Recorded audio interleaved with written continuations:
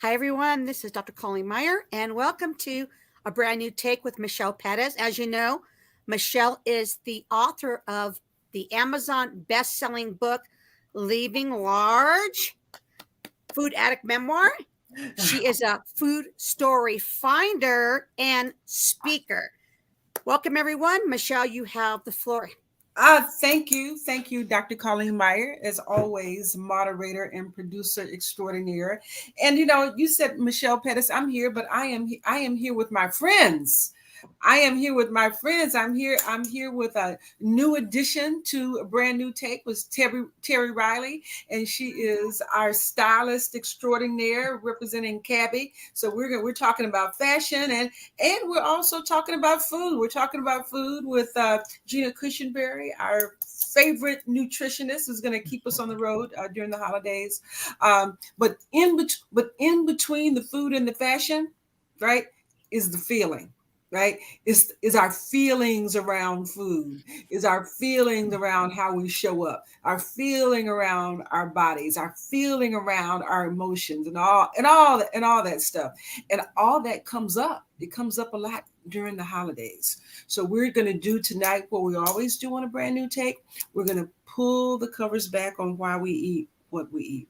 We're raising our collective consciousness about that, and we're raising our collective consciousness about it in a different way, right? We're raising it in a different way, especially tonight, because what I'm hoping we're going to have some people that are going to jump in the chat. They're going to jump in the conversation. They may jump in. They may jump on the screen because they have read Leaving Large: The Stories of a Food Addict, and now they have a real understanding, a deeper understanding of what a food story is, right? So very, very quickly, for anybody that may be joining us for the first time, and this is your first time seeing a brand new tape, a food story. We all have memories, events, and experiences that we associate with certain foods.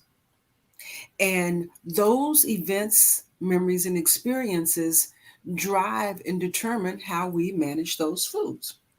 I figured that out because I was a yo-yo dieter. I gained and lost 700 pounds over the course of my lifetime. I figured it out because I was an experiential eater. I was an emotional eater. And once I got real clear and started to use my food stories as a pattern interrupter, I started to get some freedom. That's why I wrote the book. That's why we're in conversation every Sunday night, so we can get some freedom, right? We can get some freedom around food. We can rewrite our food stories. We can get control of our bodies. We can start living our lives in power and in style, right? We can we Right. can we can start showing up. We can start showing up like we want to show up, right? So that's what we do. What we also do on Sunday nights at 7 o'clock, because it's a brand new take, we unpack our Monday dilemma. And it's an everyday situation that we all face, that we bump up against, and we have to make some decisions about what's more important. What's more important, the how we might normally deal with the situation, or an empowered way of dealing with the situation. An empowered way that gives us a stronger way to step into the way that we manage food. So Dr. Colleen is going to jump on in with our Monday dilemma, and we're going to unpack it. If you're in the chat and you have a comment or a question, please put it in the chat. If the question brings up a food story for you, please put that in the chat too. If you have a question about any food stories that you might have read in Leaving Large, put that in the chat. So we're just gonna chat and do food story talk for the next 25 minutes. Okay, so this week's Monday Dilemma, and I'm going to see, I'm going to have Gina weigh in on this. This is going to be up her alley. We are also busy, especially during the holidays. When you have no other choice, do you think it's better to skip a meal or eat a unhealthy one? And we had some comments that were skip. So we had a lot of skip comments. So was that a skip, Gina? Well, I mean, this is honestly, this is like a tough one for me because I know it's like we were in these patterns and we're staying healthy. So I would have a couple of questions behind it, but I mean, if we're keeping it simple, if it's unhealthy, is there any little part of that where you could just have a few bites to kind of keep yourself going? I mean, in some cases, especially from the responsible side of me, the licensed nutritionist would say any medical conditions, like skipping it might not be the best thing for you to do because your blood sugar might completely drop. But if it's something where you can get to that, hold it off and wait and get to that next meal so you can stay on track with your goals, and I'm going to say skip it. But usually you can find something out of that. Sometimes you can find a bite or two that might still be healthy and get you through, like I said, to the next moment. So that would be my take on it. Can we dive a little deeper into that, around just what you said about they're finding something healthy in the thing within it that looks unhealthy. Mm-hmm. And the first thing that pops in my head really is like if you've got some sort of fried something with a crust on it, just pulling it off. Yeah. Or that's taking the bread off of a sub sandwich or something, or right. Or scraping the sauce off, scraping the cheese off. Yeah, the sauce, right, the cheese. Right. Yeah. Right. So there are ways that we can, just like you said, figure out how to make this thing unhealthy, not as damaging. Yeah. Because I've been in those situations where I have had to maybe scrape something off to salvage it, or I took half of the bun off of the thing, or what have you. You got to remix. Kind of get creative. I like that. Remix. That's a fashion statement, isn't it, Terry? Definitely. That's a fashion statement. But the other thing that I think that is key, and Gina, you talk about it all the time, is planning and preparing. And what I have found, y'all, my go-to, my secret weapon, apples. I keep a bag of apples in the car most of the time. Most of the time, I keep a bag of apples in the car, and quite frankly, one of the reasons I keep the bag of apples in the car, because they're homeless people on the street, right? I don't have money to give everybody that I see, but I can give somebody an apple. I can give them an apple and give myself an apple too, and just taking a couple of those and putting them in your purse, keeping them in your car, keeping them in your office. If you're back at your office, it's like, that's a really easy thing to get you to transport, get and carry, apple and bananas, right? Any sort of fruit like that's in it, then it's in its own casing. But apples they come in so many varieties, and they're satisfying, and it's easy to do, right? It's easy to get a bag of apples, keep them in your car, do that once a week, and you'll always have something. You won't be caught unawares. So that's what I think. Preparation thing. Yeah. I'm a huge proponent of always having something in the back. Like, having a snack, you just don't know. Life throws us curveballs all the time. You might get stuck in traffic. You might get stuck working later than you thought. But just to have that one thing, whether it's the apples or it's that little protein bar or whatever it is for you to get you through, so you can stay on track with your goals, for your health goals. Yeah. And so it can, things can be unpredictable. I will tell you, the other thing that I have found, that saves me, is that I don't keep it all the time, but when I do it, I always feel very smart. I feel very smart and accomplished when I do this. Is a thermos. Is the one I get the knockoff. So you can buy the Yetis that are real expensive and really cool, and everybody has a Yeti, right? But I found the knockoff.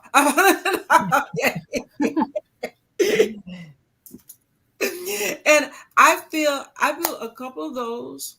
I feel a couple of those with soup, especially now since it's cold, right? And it's just and Gina, I'm kind of moving into your nutritionist territory, but I will at least not me, my sweetie will roast some kale or roast some asparagus, and he will mix it with vegetable broth, and some spices and some almond milk. I mean, it's like super simple, super quick. Heat that up, put that in my fake Yeti, and No, that's great. And you can do that. That's awesome. I'm glad you brought that up, because then you can interchange it with the seasons. Then you could do a smoothie yes, or a shake when it gets hot and keep it yes. in your fake Yeti. No, my faux Yeti. Yes, faux Yeti. Sorry. So, but the Yeti might be fake, it might be faux, it might be whatever it is. But here's the thing: It's the the job done. results are real. Yep. Right? The results are real, and it's not in the one of the things I hear so often is that the amount of time that it takes. I mean, all the prep, all this, all that. I don't really have time for that. But quite frankly, that doesn't take that much time. I mean, you put your roasted vegetables, your cauliflower, your whatever you're gonna not cauliflower. What am I saying? Kale or asparagus, whatever whatever vegetable you want to use. Spinach. Put it in the oven. Let it roast for a little while. If you want to put it in the microwave, put it in the microwave. Then go take a walk. For 30 minutes while that's doing this thing. You come back in, you put it in the blender. That's going to take 10 minutes, and you're set. You're set, and you've accomplished two things. Your meal is prepped, right? Meal is prepped, and not only that, you've gotten a little exercise, right? You've been away. You've had an opportunity to step away from it and get your mind right. Yeah. Right. Get your mind right. So then you don't get into trouble. And so I see you nodding your head. Terry. And I see you with that fabulous plaid. Okay, we're just doing a quick segue here. That plaid outfit that you had in the group on Friday. I love that. I love it. It's really, I wore it because, I posted it. So I figure I'll just go ahead and wear it so you could just see it. But it's really, if you can see, it's stretchy. And Cabby, because the material is, it's designed by women for women. So we need a little extra sometimes if we eat it, a little bit too much and you feel, so it'll give you a little give and then it goes back. So it's just really good quality, but moves with you. Love it. So what else is on the horizon for us as we move into the holiday season and we move into fall, kind of winding down when it comes to fashion? Oh, with fashion, actually I was going to post next week. If you guys like snakeskin is like really big this season. Jackets, and we have belts, we have a little purse, shoes, you see snakeskin like everywhere. Ooh. And you can treat it as like a neutral because of the pattern. Great with jeans, black. You really can just do so many things with snakeskin. Oh, I love that. I love that. So I just want to take a little segue. I want to take a little segue here for anybody that might be watching for the first time and you're asking yourself, why on earth are we talking about fashion when this is a mindset, a mindset and motivation conversation, and we're trying to figure out how to get to our food stories, and we're trying to get a handle on our health and how we look and all that. So I want to set this up. I want to set this up so that whoever is watching, if you're watching for the first time, you understand, and if you're watching because you watch all the time, it's just a reinforcement. The reality is that in order for us to maintain our weight and get to a body that we love, right, we have to have a goal. We have to have a reason to do it. And we're doing fashion. We're talking to Terry. We're talking about Cabby because that was my goal. That's what I used. And here's the thing. I don't think that I'm by myself. I don't think that I am the only Black woman in America who went to my closet and looked at 5 sizes of clothing on Monday morning and was pissed off and mad. I know I'm not the only one. I know I'm not the only one who had clothes that I wanted to wear, but I could not. I had 3 things that I could wear, and all 3 of those were too tight, and they looked like crap. I know I'm not the only one who would just slay it and feel so much better about how I looked and how I showed up if I could just get my body right. Right? I know I'm not the only one. In fashion, for me, I tell you, here we need motivation. And for me, it was an outfit plus an occasion. I call it O plus O. That's the secret formula. People ask me all the time, what's your formula? What's your secret? That was my secret. O plus O. Outfit plus occasion equals motivation. And if you find the motivation, find something that is meaningful to you. It was clothes for me. Wow. And as much money as my stylish superstar sisters are spending on clothes, I know it's clothes for them too. I know it's clothes for you too, right? And so find a couple of outfits. Find a couple of outfits that you used to wear that you can't wear anymore. Check out Terry's Cabby. Reach out to her, see what she's got coming in January. See what's going to be hot in May. Set a goal for May. Say, I want this outfit for May. I'm going to be in this outfit for May, and keep that front and center. Because here's the thing, is that we think our choice is the food. We have to shift our mind. This is a major mindset shift that we all have to make. It's a major mindset shift that I made. I stopped thinking about food.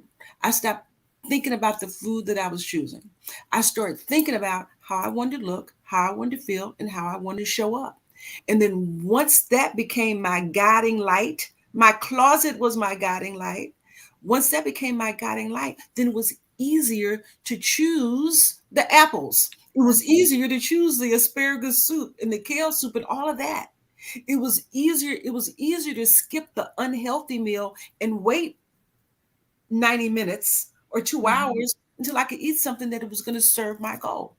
And you can make the same decision but you got to have a goal that motivates you, right? And if clothes motivate you, yeah, you're in the right place, because that's what we're talking about tonight. that is what we're talking about tonight. So it's so important that we stay focused, that you stay focused on these 3 things. The pleasure of what you're going to feel when you get to the body that you want, the value of having the body that you want, because then your knees won't hurt, Colleen. And the results. What's the result?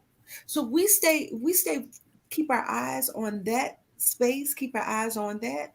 Then we can be all up in Terry's closet. That's where we can be. So if anybody has any questions, if you have any questions, please place them in the chat. If you have questions for Gina about holiday meals as we're coming, because y'all, we are 13 days away from Christmas. We're 13 days away from the 20th. And that's important, just to jump on that, right? What you just said, because this is the perfect time to be setting all those intentions and all those goals. And really, I think redefining your why. And I think sometimes people forget, don't forget, they think that they're being too vain, but I think it's okay to have goals like that. If that's what motivates you, if that outfit or that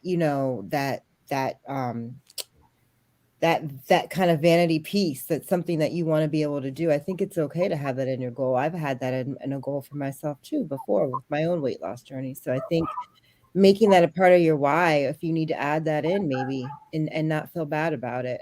I've encountered some people that feel like, oh, I shouldn't want to lose weight for that. But I feel like if that's what's going to make you happy and make you feel good, which it does for a lot of women, then do it. Yeah. Go for it. Oh, Gina, I think you just touched on something really important and really powerful. And that is, you know, getting to this place where you feel like you deserve to have the body that you Mhm. want. You know, that I mean that is so huge. That is so huge, and it's so important. But I have to tell you this little story right quick. um, One of my friends, and maybe I told the story. I've told it a couple of times. I don't know if I've told it on Brand New Take or not. But one of my friends, one of my childhood friends, is a caregiver for her mother, and her mother is 90, right? And her mother is like a diva, Miss Perline. She has her nails. She goes to get her nails done. She gets a pedicure. She has her eyelashes. Right? She's all fashioned up. And so she called my friend over, and she said to my friend, she said, "I look pretty, don't I?" And her name is Pearline. She said, "Yes, yes, yes, you are pretty, Pearline. You're pretty, Pearl." And then she said to her, "You know, it's a sad dog that won't wag its own tail." So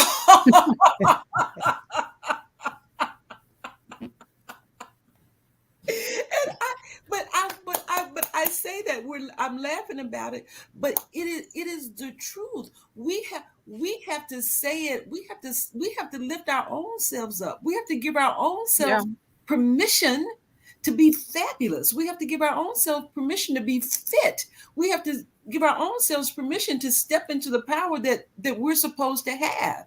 And a lot of that is predicated on the outset, right? On the outside, right? And because we're we want to admit it or not, we're visual people, right?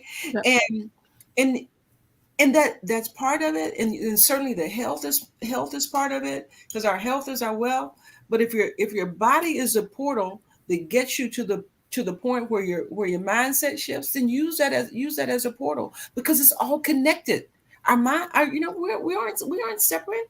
If it's if something is showing up on our body on the outside, that means that there's some stuff on the inside that we're dealing with that we aren't handling, that's handling us, Yep.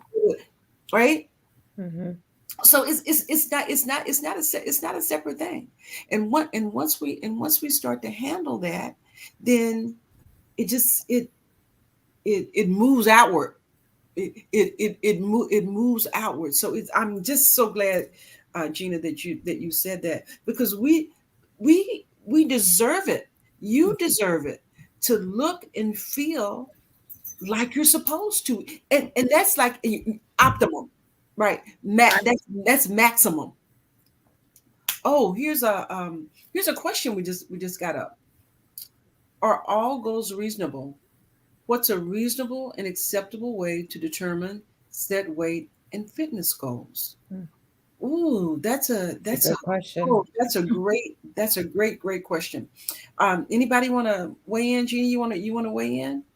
Sure. I mean, I think no, not all goals are reasonable. I think some people we set some goals way too high. I think you really have to individualize it and personalize it to yourself, because everybody has a certain point where they might feel good, and what those circumstances might be. It might be 180 pounds, it might be 125 pounds, it might be 205. You know, where you feel good and comfortable.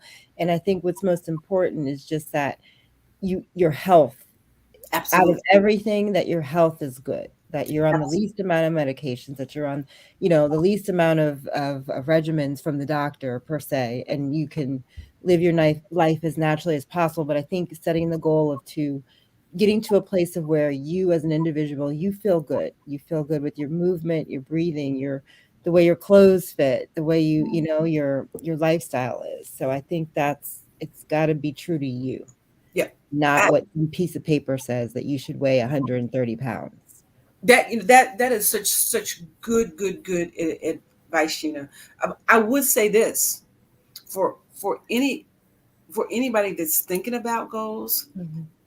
This is start with your doctor, right? Start Mhm. start with your doctor, and get a checkup.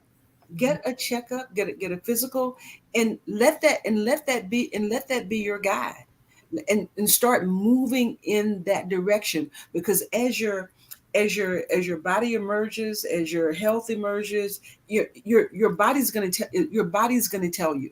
And if you make the decision, and I want to give this statement that I'm about to say to my friend Candace Camille, the wellologist.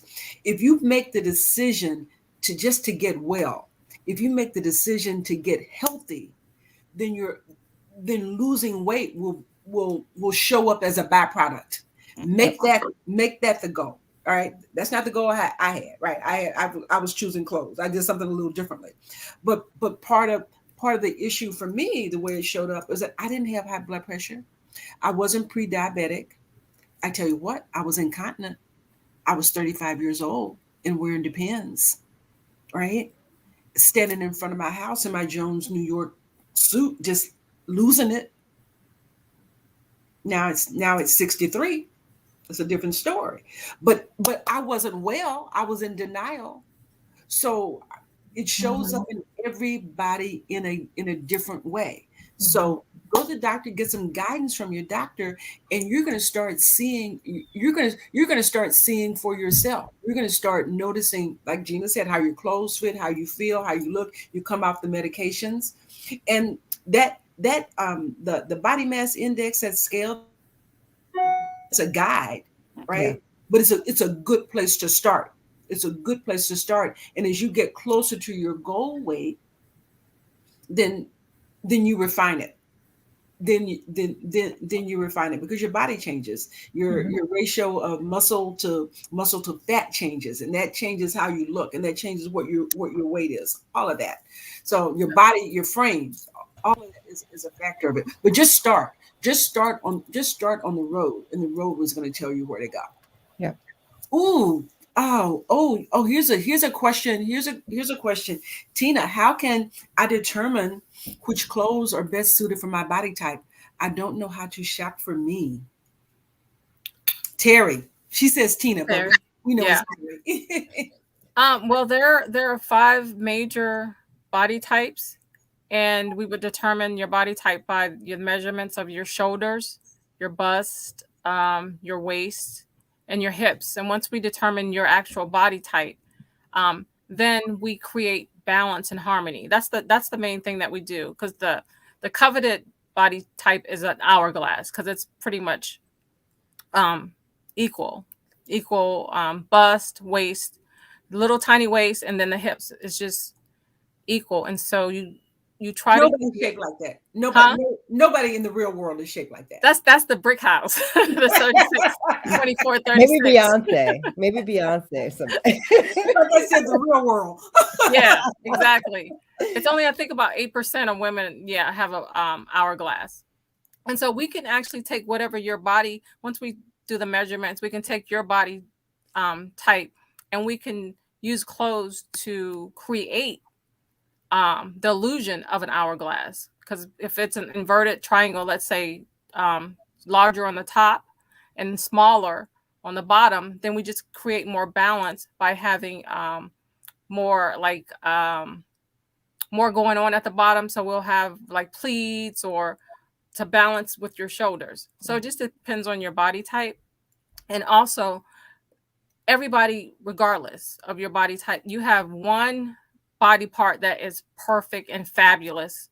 Even though you might not like it, it's perfect and fabulous. And that's what we want to accentuate, is that that body. If your legs are great, then we're going to show your legs. If your shoulders are, then we're going to show your shoulders. But the best thing to do is to create balance and harmony, and then we'll all have hourglass figures.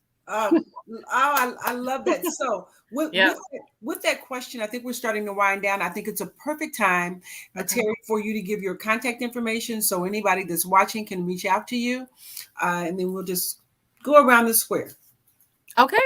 You can reach me at Terry, TERI, at empoweredstyles.com. That's my email.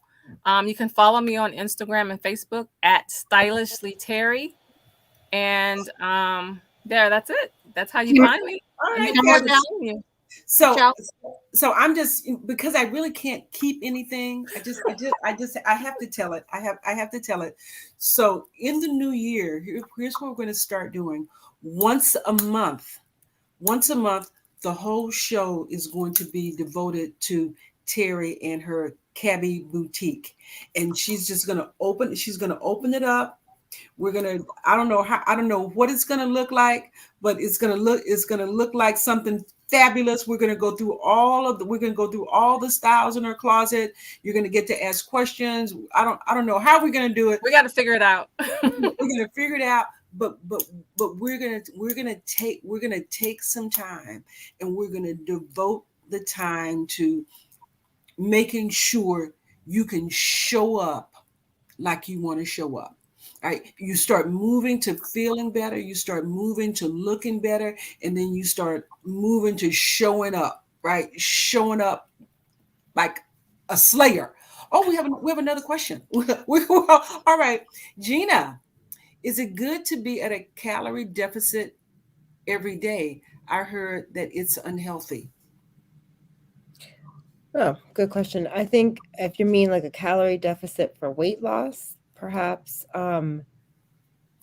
that's a different thing. So, I mean, you want to be lower on your calories. Obviously, you want to burn more than you're taking in for weight loss. But for maintenance and regular lifestyle living, I think finding a balance is a little bit better. Trying not to be in a deficit, because when you're running into that deficit, when you're below, then our metabolism slow down to kind of catch up with that. So I would say there's two ways to kind of think of that. Yeah, for weight loss, yeah, you do want to have that deficit, but when you're trying to maintain or weight loss isn't your goal, you want to stay a little bit more balanced. So my question would be, who did you hear that from? So I just want to know, right? Who said it's unhealthy to be at a deficit every day? Because Yeah. we have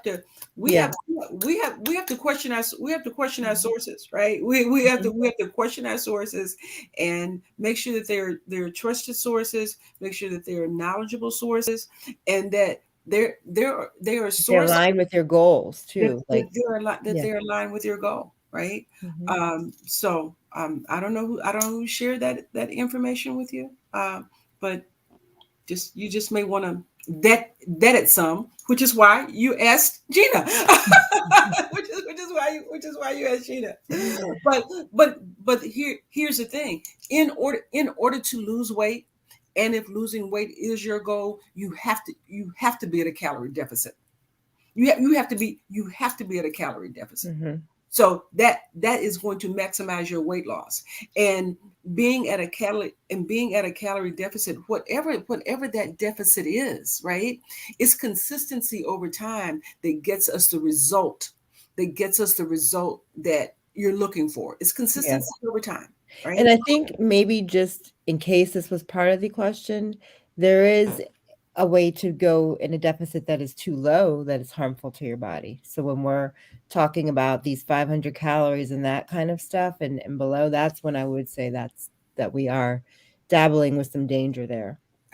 And that's why we go to a doctor, and Yep. that's why we go to a nutritionist like Gina, Mhm. and she's gonna give her information. Sure. So you may want to reach out to Gina, and she can, talk to you in a more personalized level about your question. So you can reach out to her. Go ahead, Gina.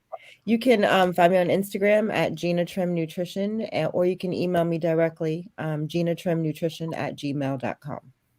Okay, thank you, Yeah. Gina.